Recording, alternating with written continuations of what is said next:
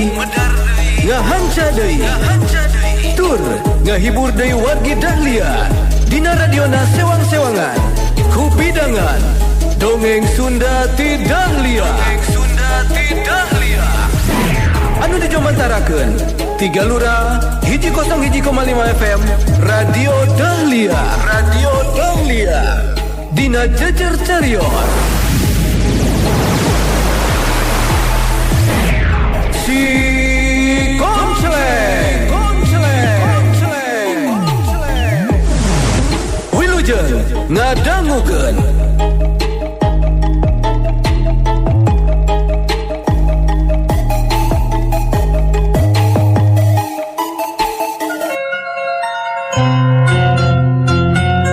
Wargi Dahlia si Konceleng sareng Laraswati Gatut Prawira parantos tepang deui samalah matos riung mungpulung deui di Kampung Mekarjati sareng keluargana Prawira. Sementawis Kiramuk sareng Bujang Sancang nepangan Mbah Baloga. Urang lajengkeun serial Si Konceleng lawang sakateng karya Bagus Respati.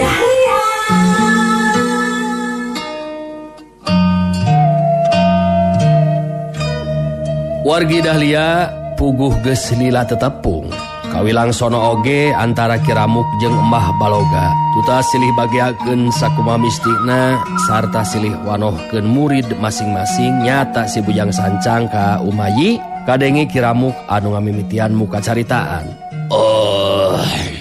Ieu teh kieu Kang Baloga.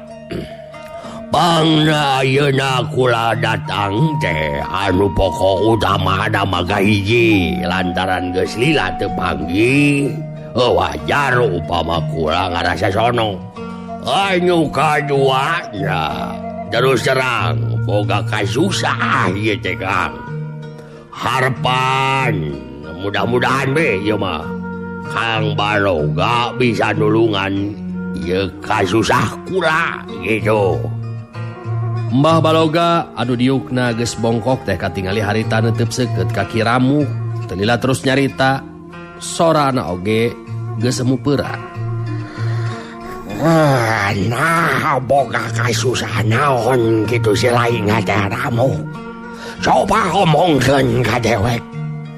Lain ka hade lamun boga kasusah upakaya mah dewek hirup oge dipileuweungan ieu teh. Cih, naon kasusah ilaing teh ha? Kieu Kang Baloga. Kula boga musuh anu kawilang berat pikeun di sing hareupannana. Malah kula jeung ieu Bujang Sancang murid kula teter eleh jajaten ku jalma anu hareupan jeung kula.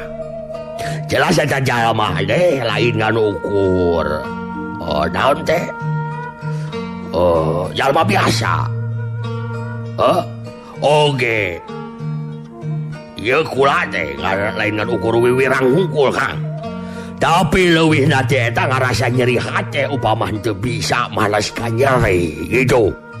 Mbah Baloga katingali seuri kuntun anu harideung tinggal sababaraha hiji deui.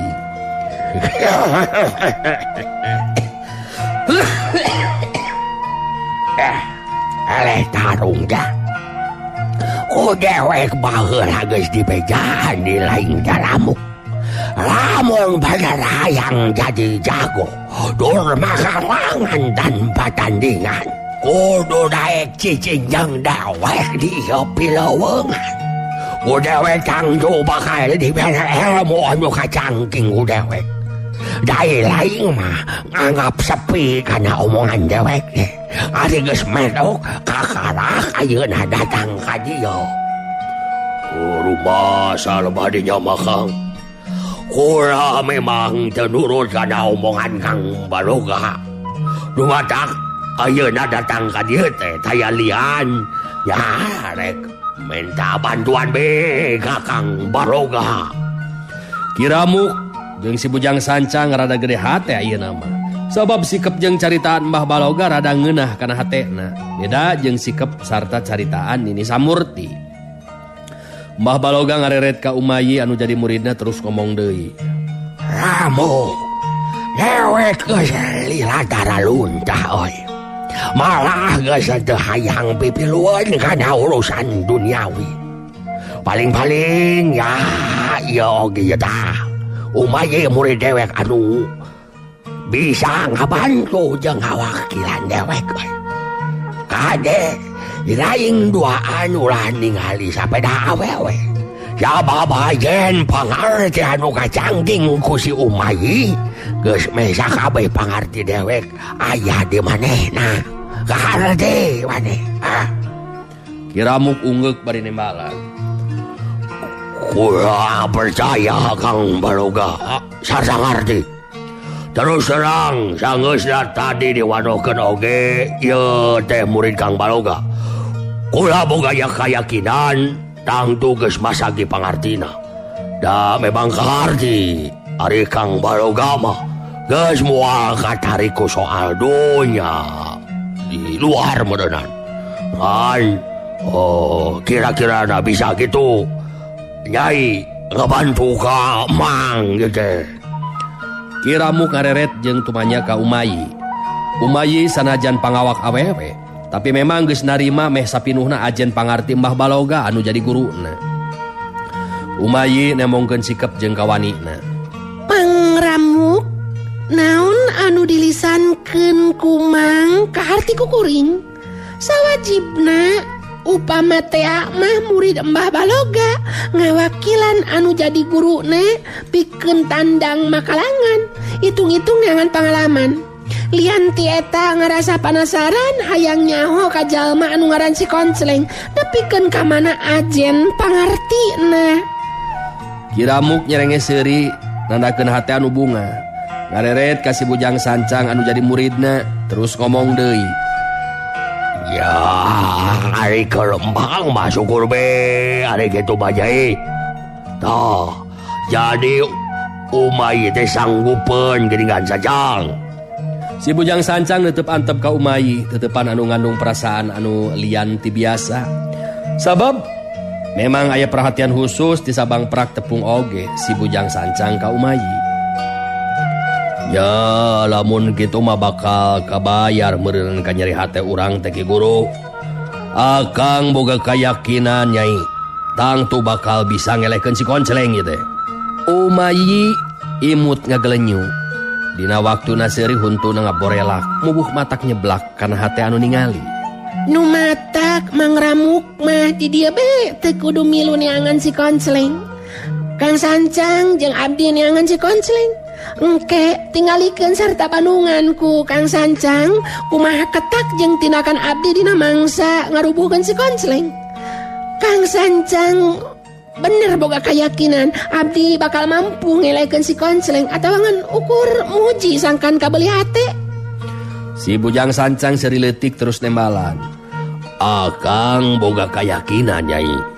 Sabab Mbah Baloga ajen pangarti anu kacangkingna geus turun ka Nyai. Sedengkeun Mbah Baloga teh kawilang jago kolot anu geus eueuh tandingna jeung pantaranana. Moal bina Nyai oge bakal hebat saperti guruna. Caritaan si Bujang Sancang kabilang ngeunaheun pikeun jinis anu ngadengena. Mbah Baloga seuri bari terus nyarita deui. Bener Sancang, rumah tak Bandung sarta perhatikan engke Gusti lain dina waktuna. Kumaha ketak jeung tandangna murid dewek Umayyi dina ngarupan si Konceleng. Jadi kitu Ramuk. Urusan jeung jalma anu ngaran si Konceleng, urang mah anu geus karolot teu kudu pipilueun. Bagean anu ngalora eta mah murid dewek jeung si Sancang bae anu indit pikeun ngayakeun balitungan jeung si Konceleng. Salela barudak arindit aya waktu keur ilaing jeung dewek di dieu nambahan ilmu. Ku dewek bakal dibere ilmu anu sejenna sangkan pangarti lain nambahan kakarti Ramuk. Kiramuk ungeuk bari seuri. Paromana katingali hegar nanakeun hate anu bungah jeung sugema. Kaharti pisan Kang Baloga. Kula ngaduhunkeun kana perhatianana. Ya bunga we anu lain di kieu na ari kitu mah. Oh, kan ya teh nah bener nya teh. Oh, teu ngarasa dititah ku mang ieu teh. Kubaya. Kiramuk ngareret deui ka Umayi, anu direret terus nembalan. Mang Ramuk, panghinaan sanajan henteu sacara langsung, tapi pikeun hiji jago anu boga ajen diri tangtu bae, teu bisa ngantep kitu bae. Tindakan si Koncleng mangrupa panghinaan pikeun diri urang. Wajar upama urang pada ngayakeun balitungan jeung jalma anu ngaran si Koncleng. Jadi cek abdi mah si Koncleng sacara teu langsung geus ngahina ka abdi oge ka Mbah Guru. Nya sanes kitu mah. Mbah Baloga ngehkeh seuri. Sukana keranana hatena ngadenge caritaan anu jadi muridna saperti kitu. Ya benar, Nyai benar. Suka jeung suka mah dewek kadengena. Sanajan pangawak awewe salahna upama tandang bakalangan tanpa tandingan.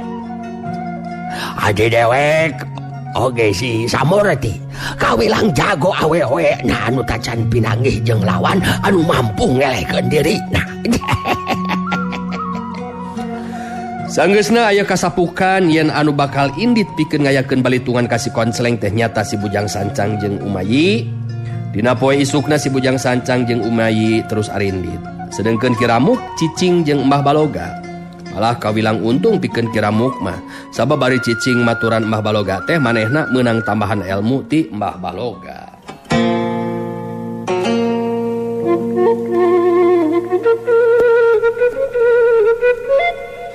Urang tinggalkeun si Bujang Sancang jeung Umayi, caturkeun si Koncleng. Harita katingali keur gunter ngobrol jeung Laraswati anu keur kakandungan. Kawilang obrolkeuneun anu penting pisan sigana teh. Kadenge harita Laraswati anu nyarita. Tah, jadi kitu Kang Koncleng. Abdi bet jadi penasaran upama dugikeun kan teu nyorang eta buah anu sakitu seungit sareng raos anu lain di kieu na sigana teh. Eta impian teh bet hoyong jadi kenyataan Kang. Duh kumaha. Iya gitu pangaruh kandungan teh Kang. Aya paribasana pangaruh anu nyiram panginten Kang. Si Koncleng katingali ngahuleng ngaraga meneng. Netep antep kanu jadi pamajikanana telila terus nyarita. Jadi dina impian teh Nyai panggih jeung aki-aki anu sagala rupana bodas teu beda ti kapuk, ngakukeun ngaran Mbah Kapuk. Terus mere buah. Naon buahna teh Nyai? Buah Sunyaluri ngaranna teh Kang. Pokona mah abdi duka kumaha moal tiasa disisilihkeun ku buah-buahan anu sanesna Kang. Numutkeun Mbah Kapuk dina impenan abdi. Buah Sunyaluri ngandung khasiat anu kacida mujarabna. Komo keur anu kakandungan mah jabang bayi bakal sehat dina jero kandungan. Dina geus lahirna oge moal keuna ku panyakit Kang. Kitu deui dina waktuna ngalahirkeun bakal lungsur langsar. Saripati kakuatan buah Sunyaluri bakal jadi kakuatan pikeun nolak ilmu merejit jeung racun anu bakal nyilakakeun kana badan kitu tah Kang. Buah Sunyaluri kerabat asa kakarak ngadenge ayeuna kana ngaran eta buah teh Akang manyumai. Tapi upama memang ieu mah keukeuh nyimas mikahayang eta buah demi kanyaah Akang kanu jadi pamajikan eta ya bayana lah. Akang rek nyobaan neangan di mana ayana eta buah Sunyaluri anu datangna tina impian nyimas gitu tur dipikahayang ku nyimas. Katingali paroman Laraswati jadi hegar marahmai. Kadenge harita Laraswati terus kedah deui lisan.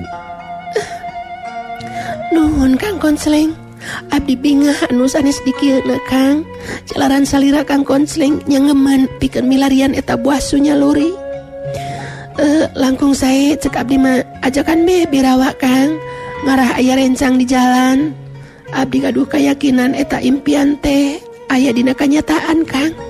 Kitu oge upami Kang Konceleng sami sareng keyakinan abdi. Laraswati seolah-olah anu keukeuh maksa sangkan si Konceleng anu jadi salakina neangan buah sunyaluri. Si Konceleng nangtukeun sikepna hayang ngabuktikeun caritaan Laraswati pamajikanana bener aya atawa henteu buah sunyaluri anu diimpenkeun atau diimpikeun ku Laraswati. Ya, urang cobaan be ku akang di teangan di mana ayana eta buah sunyaluri. Mudah-mudahan be anu kaimpikeun teh memang aya dina kanyataanana. Ngan memang keur pibatureun di jalan akang bakal ngajakan Birawa. Ya muhun kitu cek abdi oge. Sakali deui abdi nganuhunkeun kana peratosan Kang Konceleng. Muga be atuh naon anu dipikahoyong ku abdi sing laksana Kang. Ayeuna akang rek nepungan heula Birawa terus bebeja meureunnan ka Prawira. Ngantang tuh be ku akang moal dibejakeun kaayaan anu sabenerna. Aya kapentingan rek nepungan maasih we ka lemburna. Kitu meureunna nyaritana ka Prawira mah. Ya mangga ngiringan kumaha saena we Kang.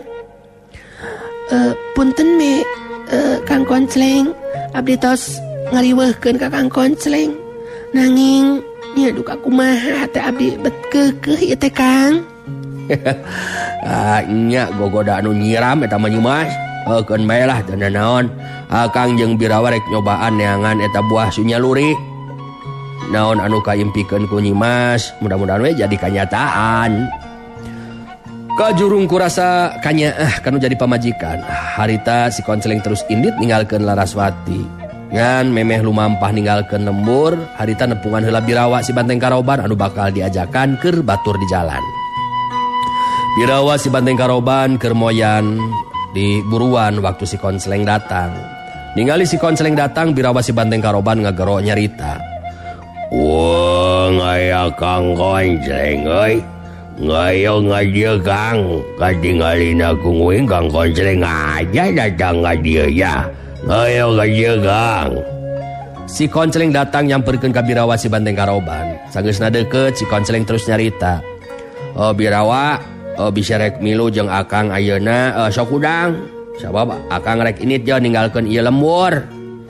Birawa si Banteng Karoban katingali kerung. Kageteun meureunnan sabab kedatangan si Konceleng jol ngajakan indit. Wah, nguing jadi kaget datang-datangan Kang Konceleng ujug-ujug ngajakan nguing indit. Wah, indit ka mana ya Kang Konceleng deh? Ngaban Jawati teh ngeukeur melenunggang. Lamun rek milu maturan. Geus lah ayeuna mah teu kudu loba tatanya. Engke bari lempang lumampah ku akang bakal dicaritakeun ka mana maksud jeung tujuan urang. Urang ngambek Kang. Mogona ngaring uing mah mun Kang Konceleng indit uing oge milu ngindit. Mogona mah uing mudu milu ngapanan ngecek uing oge Kang.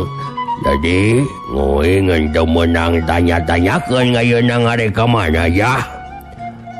Waktuna memang rusuh Birawa. Jadi engke be ngobrolna mah di jalan. Nu penting akang rek nalek jarek milu moal yo. Wah, ngentong mendotot atuh Kang. Pokona mah uing ulah dipondototan bae. Ngadu jelas uing mokona mah bakal milu. Mokona mah sanajan liang borit nang uing milu Kang. Nya ayo atuh urang indit. Kan urang bebeja heula ka Prawira bisi leungiteun. Geus kitu mah si Konceleng jeung Birawa si Banteng Karoban terus indit ninggalkeun eta patempatan. Prawira henteu dibejaan ari maksud anu sabenerna mah. Kalawan dalih rek nepungan maasih dititah ku Laraswati. Sanajan nya Birawa milu tapi da keur Prawira memang geus apal kana adatna Birawa. Ka mana bae si Konceleng indit pasti manehna bakal mimilu. Sanggeusna bebeja ka Prawira, si Konceleng jeung Birawa si Banteng Karoban terus pada lumampah ninggalkeun lembur Mekarjati.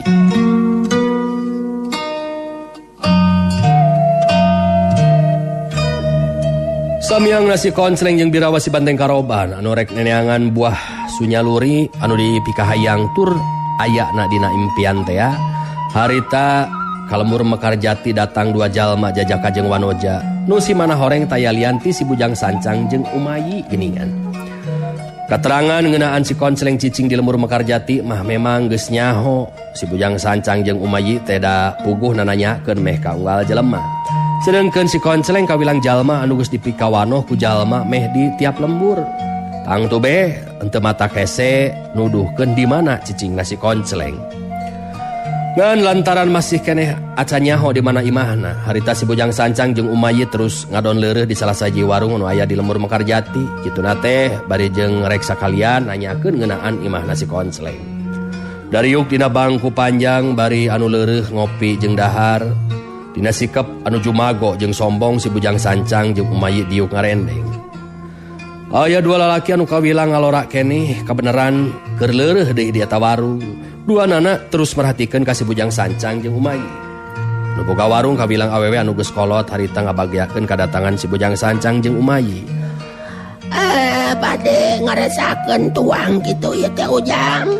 Si Bujang Sancang netep seukeut ka nu boga warung terus nembalan. Dahar atuh mah. Piraku make jeung ngahakan angin onamanan. Lain ieu teh warung peranti barang hakan ini teh. Sok alaskeun sing rada loba beuteung lapar ye hayang nyatu ye mah ye. Kumaha Nyai sarua deui rek ngalas. Si Bujang Sancang ngareret ka Umayi anu direret ungeuk bari ngawalon. Sarua abdi oge lapar Kang Sancang. Anu boga warung teu loba carita. Harita terus mere alas keur si Bujang Sancang jeung Umayi. Sajeroning bari jeung dahar teh harita si Bujang Sancang nanyakeun ngeunaan si Konceleng. Cik, suganya ho ieu mah ieu. Di mana gogobrogna si Konceleng teh? Kuring datang ka dieu teh terus terang keur neneangan si Konceleng jelema sedeng. Nyaho ka si Konceleng. Si Bujang Sancang muncereng ka nu boga warung. Puguh be anu boga warung murungkut bari ngadeg-deg lantaran sieun terus nembalan pondok. Nya terang atuh Ujang. Lamun nyaho sok bejakeun di mana tah gogobrogna si Konceleng teh. Kuring geus teu sabar ye hayang ngawajak babatohna. Jumago pisan da jelema teh. Bener ieu lembur teh Mekarjati.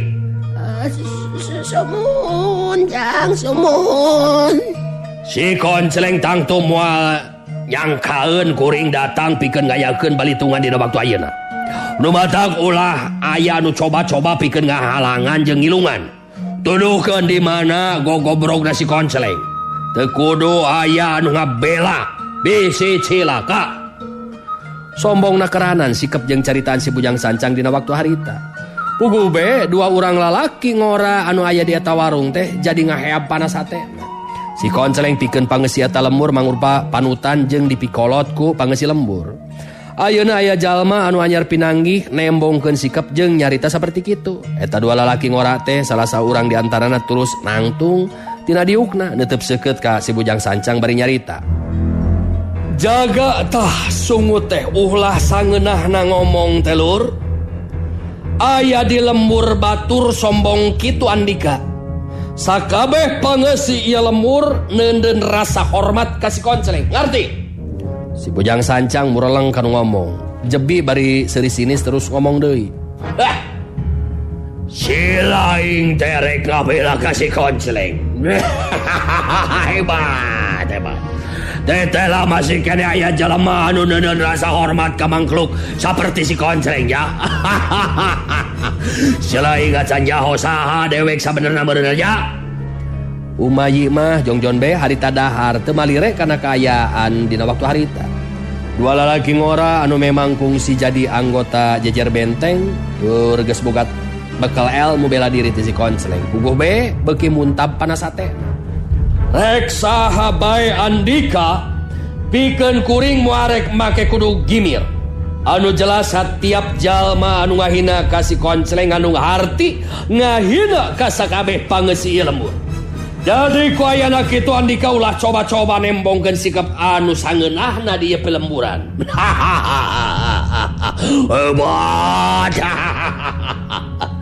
Si laing wanian magejeng nyarita kitu patut ka dewek euy. Ya, si Bujang Sancang datang ka dieu lain sakadar kabawa ku Cileuncang deuleu. Tapi rek ngawajek babatok nasi koncering arti. Usa urang deui masih kene kawilang sarua anggota jejer benteng. Ningali sikap jeung ade ngacaritaan si Bujang Sancang saperti gitu, leungit karisi ilang karempan. Henteu mikeun upama si konceleng dihina saperti kitu. Selain untung ngahina Bujang Sancang, orang duaan moal make kudu risih ku Andika.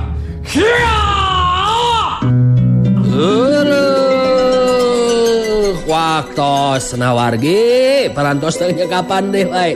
Kada ditunda deh wae teh di pungkas deh ieu serial si konseling dinten iya jalaran waktos anu teh kapan. Insyaallah lah enjing orang lajengkeun deui kumaha adu hareupanana antawis dua anggota jejer benteng sareng si Bujang Sancang. Urang luar sakerik-sakerik anjing insyaallah. Sim kuring punten mere undur pamit aturun kana sadaya perhatosan hampir sabodaya kalepatan wilujeng kantun permios. Assalamualaikum warahmatullahi wabarakatuh. Panteng radio, panteng Dahlia, enak-enak lenggamnya Dahlia. Prung gogo goyang. Wargi Dahlia, cag heula, urang cageun heula. Dugi ka dieu, dongeng Sunda ti Dahlia dina dinten ieu. Dina carios si Konceleng.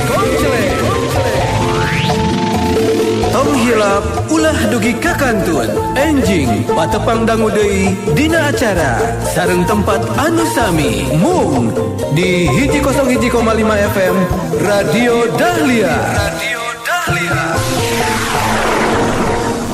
Wilujeng kantun permios.